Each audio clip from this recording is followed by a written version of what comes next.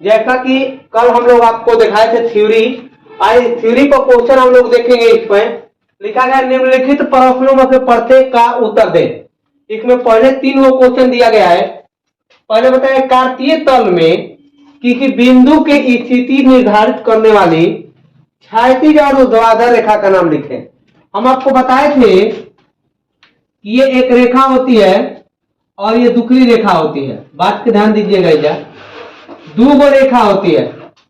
हम कहते हैं इजा इसको हम कहते हैं, इसको क्षैतिज रेखा कहते हैं, क्षैतिज रेखा।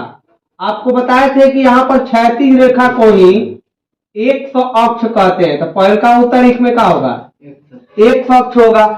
इसका पहल का नाम क्या हो जाएगा? 100 अक्ष। इसका उत्तर हो जाएगा 100 क्षैतिज के लिए। फिर आगे कहा है ऊर्ध्वाधर रेखाओं के कहते हैं। तो यहाँ पर ऊर्ध्वाधर रेखा ये है, इस रेखा को क्या कहते हैं? तो ऊर्ध्वाधर रेखा कहते हैं, ऊर्ध्वाधर रेखा।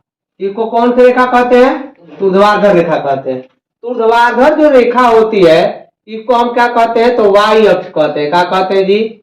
वाई अक्ष। तो दुकार का इसमें नाम हो जाएगा, दोनों रेखा का नाम। इसको कहते हैं वाई अक्ष कहते हैं। क्या कहते हैं? वाई अक्ष। यहाँ तक ठीक है। अगर हम आगे की बात करते हैं, यहाँ पर अगला क्वेश्चन में लिखा गया है कि इन दोनों रेखाओं के बने तल के प्रत्येक का भाग का नाम लिखें। आपको बताए थे कि इन दोनों रेखा है। मान लें कि क्वेश्चन का यहाँ पर एक्सप्लेन करें तो 2 रेखा है। अब यहाँ पर आप जानते हैं कि इसको हम 100 अक्ष कहते हैं। इसको क्या कहते हैं जी? 100 अक्ष। इसको कहते हैं क्या? वाई अक्ष। तो इसके बनने वाले को इसको प्रथम चतुर्थांश कहते हैं। इसको प्रथम चतुर्थांश कहा जाता है। तो चतुर्थांश कहते हैं ना जी। इस वाले को क्या कहते हैं? चतुर्थांश। इस वाले को कहते हैं द्वितीय चतुर्थांश। तो इसको भी चतुर्थांश कहेंगे। इसको कहते हैं तृतीय चतुर्थांश, तृतीय चतुर्थांश। इसको कहते हैं चतुर्थ चतुर्थांश, चतुर्थ चतुर्थांश। तो कुल मिलाकर अगर बात किया जाए तो इन सभी को एक बात के नाम देंगे, जो चारों भागों के बनता है उसे चतुर्थांश कहते हैं। क्या कहते हैं जी? चतुर्थांश। इंग्लिश में इसे क्वाड्रिलेट कहा जाता है। इस तरह से अगला उख बिंदु का नाम बताइए। अगला क्वेश्चन में कहा है उख बिंदु का नाम बताइए जहां वे 2 रेखाएं प्रतिच्छेद करती है। और 2 रेखाएं जहां पर प्रतिच्छेद के मतलब है कि जहां पर दोनों रेखाएं एक दूसरे को काटती है। क्या करती है? काटती है। जहां पर दोनों रेखाएं काटती है इसको ओरिजिन पॉइंट, ओरिजिन पॉइंट या हिंदी में इसे मूल बिंदु कहते हैं। क्या कहते हैं जी? मूल बिंदु। तो इस प्रश्न का उत्तर क्या हो जाएगा? मूल बिंदु हो जाएगा। इस तरह का हम इसको देख सकते हैं। देखते हैं 2 नंबर क्वेश्चन दिया गया है यहाँ पर, और 2 नंबर फिगर पर आधारित है। यहाँ पर सबसे पहले इस तरह का फिगर दिया गया है। यहाँ पर बी के निर्देशांक ज्ञात करें। सबसे पहले बी के निर्देशांक ज्ञात करेंगे। तो उसके पहले हम 100 अक्ष को पहले देखते हैं। किसको देखते हैं? 100 अक्ष। तब किसको देखते हैं? 100 अक्ष पर है कितना? -5। तो यहाँ पर लिख देंगे कितना? -5 कमा यहाँ पर कितना? 2। और यही क्या हो जाएगा? आंसर हो जाएगा।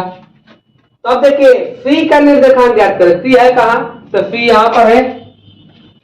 पहले 100 अक्ष देखेंगे तो 5 है। तब किसको देखेंगे? यहाँ पर -5। तो यहाँ पर कितना हो जाएगा?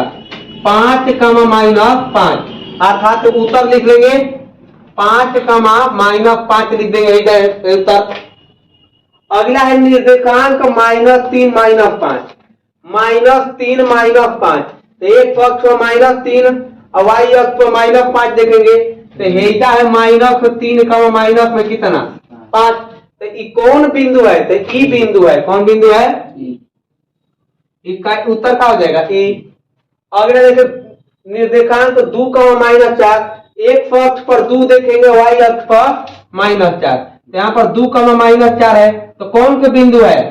तो जी बिंदु है, यहाँ पर कौन का लिख देंगे, तो इसका उत्तर कौन का हो जाएगा बिंदु का, तो जी हो जाएगा उत्तर, क्या हो जाएगा जी, जी। अगला है डी का भुज ज्ञात करें, बी का भुज, तो पहले देख ध्यान दीजिएगा 100 वाई होता है निर्देशांक, एक पहला वाले को भुज कहते हैं और दूसरे वाले को कोटि कहा जाता है। तो आपके कौन से पूछा है, तो भुज पूछा है, किसका भुज पूछा है, तो डी बिंदु का। डी बिंदु है कहाँ, तो डी बिंदु यहाँ पर है, तो डी का पल निकालते हैं। पहले एक अक्ष पर 6 है और वाई अक्ष पर कितना है 2, तो भुज के मान हई हो गया भुज, हई का हो गया कोटि। तो आपको कौन से पूछ दिया भुज का मान, तो भुज का मान कितना लिखेंगे, तो उत्तर कितना होगा 6 होगा।